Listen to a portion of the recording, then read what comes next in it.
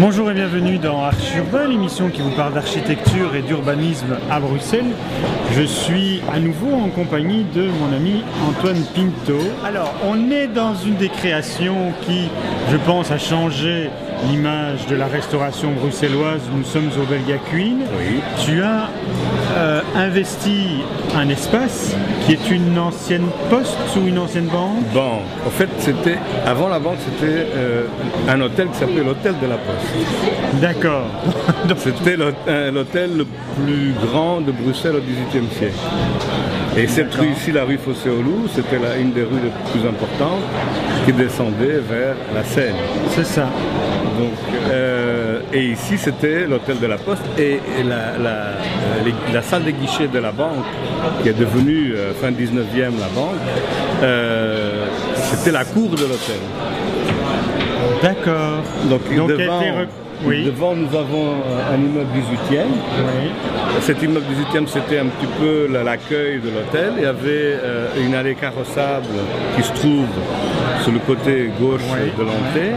Cette allée carrossable existe toujours. Et ici, se trouvait, dans l'arrière-bâtiment 18e, se trouvait la cour de l'hôtel, avec un bâtiment 18e qui se trouve tout autour. C'est ça, mais que personne ne voit en fait. Personne ne le visite. Personne ne le voit. Non, aujourd'hui, c'était transformé. Donc la banque, quand elle a racheté ce bâtiment, elle a construit ici, donc au 19e, fin 19e. Sa salle des pas perdus. Voilà. En installant une verrière. Verrière, c'était la salle des guichets. Oui. Avec un accès, donc ils ont creusé, ils ont construit en bas, tout en béton, la salle des coffres, en envahissant la cour de l'hôtel. C'est ça. Ici, dans ces lieux-ci, c'était vraiment le plus grand hôtel de Bruxelles au XVIIIe siècle. Victor Hugo logeait ici quand il était à Bruxelles, Rimbaud, Verlaine, on connaît qu'il y a dans l'historique. D'ailleurs, paraît-il que c'est au coin de la rue ici, devant, qu'ils se sont tirés dessus, d'ailleurs, pour une histoire d'amour. Voilà. Tiens donc, eh bien, c'est des petites histoires de Bruxelles que je ne connaissais pas. Alors on va peut-être avancer légèrement. Donc on a le bar d'un côté. Oui. Nous sommes en plein midi, les gens se sustentent. Nous avons dans cette entrée, enfin dans ce qui était la salle des pas perdus, qui est donc aujourd'hui la salle où les gens mangent, une magnifique verrière que tu as récupérée et que tu as même rénovée. Oui, il y avait certains vitraux qui étaient cassés, abîmés, et donc qui étaient remplacés par des verres que j'ai dû faire refaire par un artisan qui avait encore des carreaux colorés de l'époque. C'est ça. Et puis alors il y a une chose étonnante également, c'est que les 9 provinces sont représentées. Oui, vous avez vu qu'il y a la province de Lille aussi. Hein. Ah oui, tout à fait. Ouais. Donc plus que les 9 provinces. Oui, il y en a 10. On va aller voir la salle des coffres si tu veux bien. Donc on a déjà une. On va montrer ça. Oui. On a une véritable porte. Oui, donc c'était l'entrée de la grande salle de coffre. Et ça, c'est la porte d'origine. Vous voyez l'épaisseur de la porte. Il faut presque une bombe atomique pour pouvoir l'ouvrir.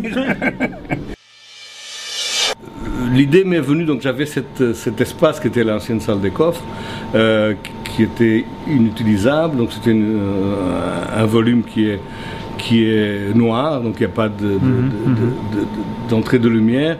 Et je me suis dit que la seule chose qu'on pouvait faire ici, c'est un lieu de nuit, quoi. Hein. C'est ça. Donc j'ai imaginé de faire ici au début, c'était un petit club de jazz, on jouait 3 fois par semaine, des groupes de jazz venaient. Et en même temps un fumoir à cigares que je trouve que ce genre de lieu doit exister. Ça fait partie de notre patrimoine culturel. Ils sont toujours utilisés, donc les coffres sont loués à l'année à des gens qui veulent garder leurs cigares et garder leur bouteille d'alcool, parce qu'on peut très bien acheter une bouteille d'alcool, garder les bouteilles dans les coffres et les cigares. Et ce qui est intéressant ici, c'est que j'ai fait des murs lumineux. Ça, c'est quelque chose de très intéressant. Ce sont des des murs qui bougent. C'était très froid d'avoir dans le dos des coffres, juste surtout des coffres. Oui, du fer.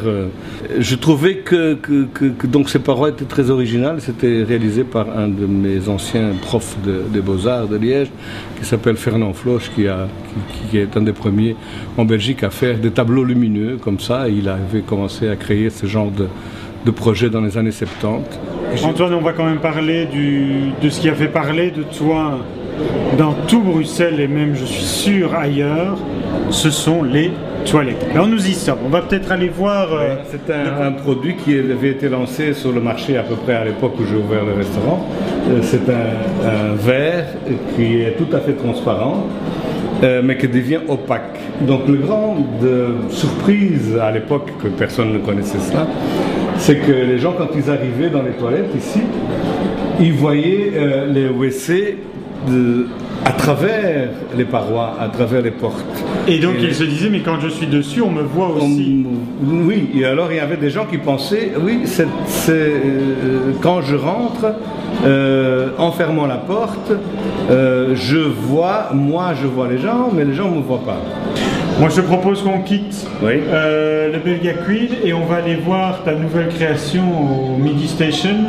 Antoine, nous avons changé de lieu, oui. Deuxième restaurant en une journée.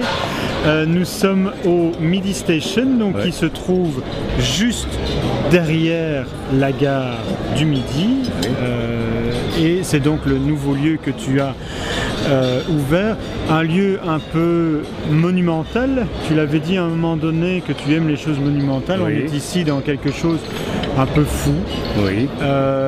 Donc pour l'explication du projet, on est dans le bâtiment à l'arrière qui sont les anciens, historiquement les anciennes usines Côte d'Or, qui ont été entièrement rasées, reconstruites par une société appartenant à la SNCB. Oui. Ils devaient faire des rues, donc on est dans une rue avec des magasins. Il devait y avoir une galerie commerçante qui n'a pas fonctionné. Ils se sont dit, ils t'ont appelé, ils se sont dit, et si on faisait un endroit plus convivial qu'une galerie? Tu as dit d'accord, tu as redessiné tout ça, puis il fallait un exploitant. Et l'exploitant, ça a été toi. Oui. Et alors, donc, on a quoi, 2000 mètres carrés 2200 mètres carrés. 2200 mètres carrés d'exploitation.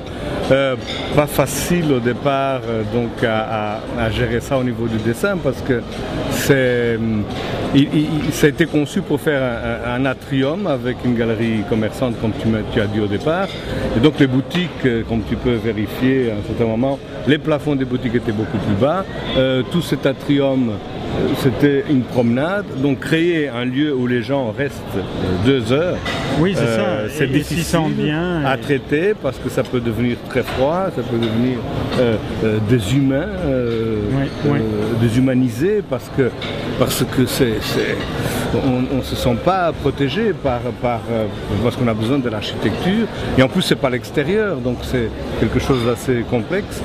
Donc c'était très difficile, la feuille blanche, tu sais, c'était un problématique pour pouvoir rendre ce lieu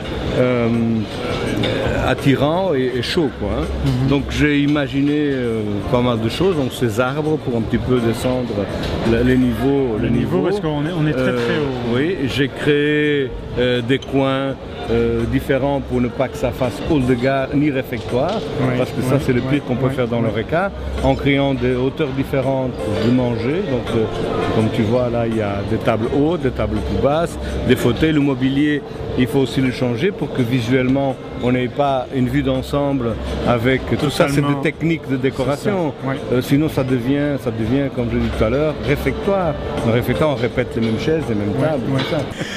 Au niveau de l'architecture, il y a un élément monumental qui est le lustre qu'on voit juste la lampe. La lampe. Non, parce qu'elle est sur pied, donc c'est plutôt une lampe. C'est ça. Oui. Et ça, c'est quelque chose que tu aimes. J'ai l'impression qu'il y a toujours dans les différents éléments au moins un élément monumental. Ici de nouveau, donc le but c'était un petit peu de diminuer moi j'aime bien les grands espaces, les grands volumes, mais quand on est assis, on n'est quand même pas très très grand.